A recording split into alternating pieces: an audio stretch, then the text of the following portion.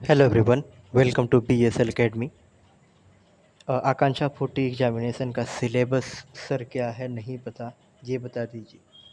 शुरू से ये रिक्वेस्ट आप सभी स्टूडेंट का मेरे पास आता रहा है। मैथमेटिक्स का और फिजिक्स का मैंने पहले ही बता दिया है और उस वीडियो को रिस्पॉन्स भी ठीक मिल रहा है। रिस्पॉन्स मिले ना मिले, बहुत सारे लोग फिर से मेरे से पूछ रहे थे कि सर केमिस्ट्री के बारे में भी बता दीजिए। तो केमिस्ट्री का भी सिलेबस मैंने देखा है, प्रीवियस ईयर क्वेश्चन के हेल्प से कुछ आपको हेल्प करने की कोशिश करी है।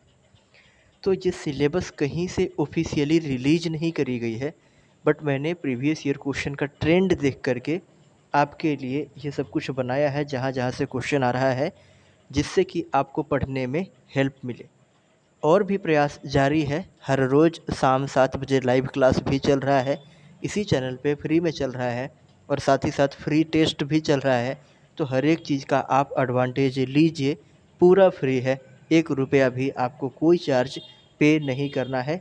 आकांक्षा 40 का प्रिपरेशन अगर कहीं हो सकता है तो बेस्ट चैनल यही है। अभी तक अगर आपने चैनल को सब्सक्राइब नहीं किया है तो बिल्कुल सब्सक्राइब करके बेल आइकन को प्रेस कर लीजिए। और इतना सब कुछ अगर आपको फ्री में दिया जा रहा है तो आपका भी रिस्पॉन्सिबिलिटी बनता है कि आप हमारी हेल्प करें और ज़्यादा से ज़्यादा चैनल को शेयर करें। सबसे पहले स्टार्ट करेंगे एटॉमिक स्ट्रक्चर चैप्टर से रिलेटेड बात। एटॉमिक स्ट्रक्चर क्लास 11th का चैप्टर है। क्लास 11th में जो एटॉमिक स्ट्रक्चर है उसमें आपको बेसिक, देखो कुछ कुछ चीज़ लिखा हुआ नहीं है, मैं बोल भी दे रहा हूँ। आपको हर एक मॉडल पढ़ लेना है, एटॉमिक स्ट्रक्चर का मॉडल, फिर quantum number, concept of shell और सब सेल। जैसे SPDF होता है, एस में कितने इलेक्ट्रॉन, पी में कितने इलेक्ट्रॉन, डी में, एफ में। KLMN का कंसेप्ट होता है, 2n स्क्वायर रूल होता है कि के में कितने इलेक्ट्रॉन हो सकते हैं, एल में कितने हो सकते हैं। ये पूरा कंसेप्ट आपको पढ़ लेना है। इसके बाद नंबर ऑफ इलेक्ट्रॉन, प्रोटॉन और न्यूट्रॉन। जैसे फॉर एग्जांपल Na प्लस है, सोडियम प्लस है, तो सोडियम प्लस में कितने इलेक्ट्रॉन हो रहे होंगे, कितने प्रोटॉन हो रहे होंगे और न्यूट्रॉन कितने हो रहे होंगे। तो एटॉमिक नंबर और एटॉमिक मास का कंसेप्ट भी यहीं पर आ जाता है। और इसके बाद इलेक्ट्रॉन, प्रोटॉन, न्यूट्रॉन का नंबर निकालने आपको आना चाहिए। आइसोटोप, आइसोबार, आइसोटोन, इसके बारे में पढ़ लीजिएगा। और इलेक्ट्रॉनिक कॉन्फ़िगरेशन तो पढ़ ही लीजिएगा। अगर कोई बोल दे कि मैग्नीशियम का इलेक्ट्रॉनिक कॉन्फ़िगरेशन लिखिए, बोरोन का इलेक्ट्रॉनिक कॉन्फ़िगरेशन लिखिए, तो आपको इलेक्ट्रॉनिक कॉन्फ़िगरेशन आना चाहिए, क्योंकि ये पूछा गया है। इसके बाद दूसरा टॉपिक जो है वो है केमिकल बॉन्डिंग। और केमिकल बॉन्डिंग में भी आपको याद रखना है, ज़्यादातर क्वेश्चन इसी से पूछे गए हैं। टाइप्स ऑफ बॉन्ड पे बेस्ड पूछे गए हैं क्वेश्चन, और सिग्मा बॉन्ड और पाई बॉन्ड पे बेस्ड क्वेश्चन पूछे गए हैं। कौन स्ट्रॉन्ग होगा, कौन वीक होगा, कितने सिग्मा बॉन्ड, कितने पाई बॉन्ड, इस तरीके के क्वेश्चन केमिकल बॉन्डिंग से रिलेटेड।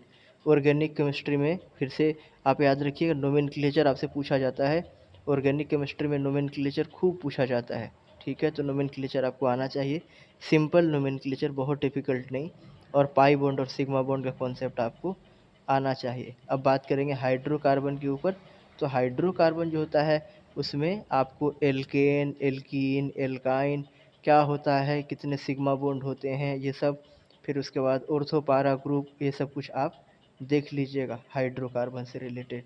केमिकल रिएक्शंस के बारे में बात करेंगे। केमिकल रिएक्शन जो है 10th में आप पढ़े हैं, तो कितने टाइप के केमिकल रिएक्शन होते हैं सब कुछ देख लेना है। डिकम्पोजिशन, डबल डिकम्पोजिशन, ये सब कुछ जितने भी रिएक्शन होते हैं सब। इसके बाद ऑक्सीडेशन क्या होता है, रिडक्शन क्या होता है, कौन ऑक्सीडाइज करेगा, कौन रिड्यूस हो जाएगा, ये सब ऑक्सीडाइजिंग और रिड्यूसिंग एजेंट, इस तरीके के क्वेश्चन आपको ध्यान में रहने चाहिए। इसके बाद बात करेंगे acid, base and salt chapter से। इंडिकेटर का कॉन्सेप्ट इंपॉर्टेंट है, कौन कौन से इंडिकेटर होते हैं। लिटमस हो गया, मिथाइल ऑरेंज हो गया, फिनोल्फथेलीन हो गया, उनका कलर के बारे में जान लीजिएगा, यूजुअली कलर क्या होता है। और फिर उसको जब एसिड में डालते हैं, बेस में डालते हैं, तो कैसा कलर हो जाता है। कॉन्सेप्ट ऑफ पीएच समझना है, पीएच वैल्यू और पीओएच वैल्यू, डेफिनेशन से भी क्वेश्चन पूछा जाता है। एसिड का पीएच स्केल क्या होता है, बेस का क्या होता है, अगर कम है तो स्ट्रॉन्ग एसिड है कि क्या है, इस तरीके का question. Different acids in different material, इसका मतलब दही में कौन सा एसिड, नींबू में कौन सा एसिड, टमाटर में कौन सा एसिड, इस तरीके का क्वेश्चन आपसे पूछा जाएगा। पीएच स्केल बता दिया। और इम्पोर्टेंट कंपाउंड और फॉर्मूला, देखिए हो सकता है कि ये यहीं के लिए, इसी चैप्टर के लिए नहीं है, बट ये बात आपको ध्यान में रखना है।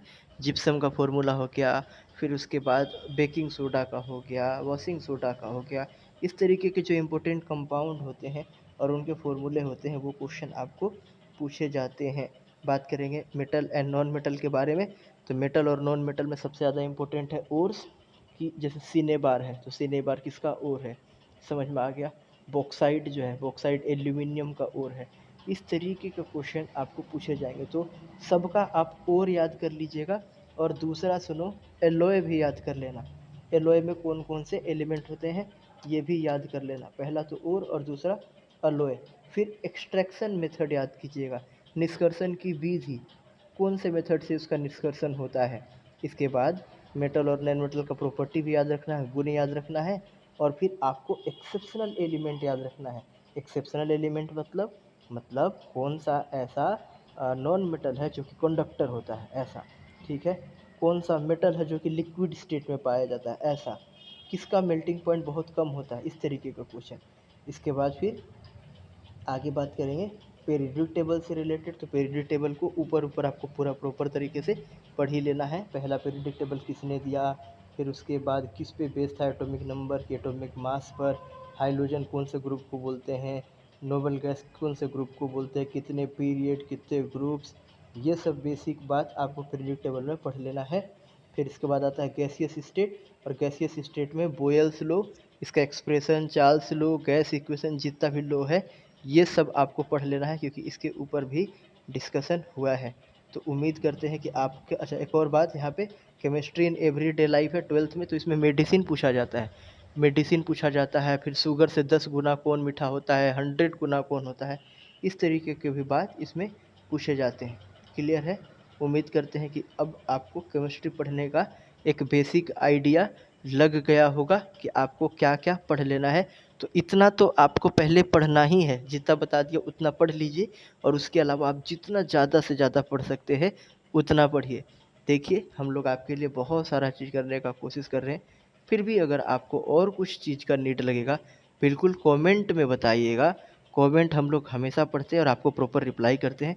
बाकी अदर जगह पे शायद रिप्लाई ना मिल पाए, कमेंट में बताइएगा, हम लोग बिल्कुल आपका रिप्लाई भी करेंगे, और आप जो बोलेंगे हम लोग कोशिश करेंगे कि आपको उस तरीके से हेल्प किया जाए। मिलते हैं नेक्स्ट वीडियो में, तब तक के लिए thank you, thanks a lot and have a great day. पढ़ते रहिए।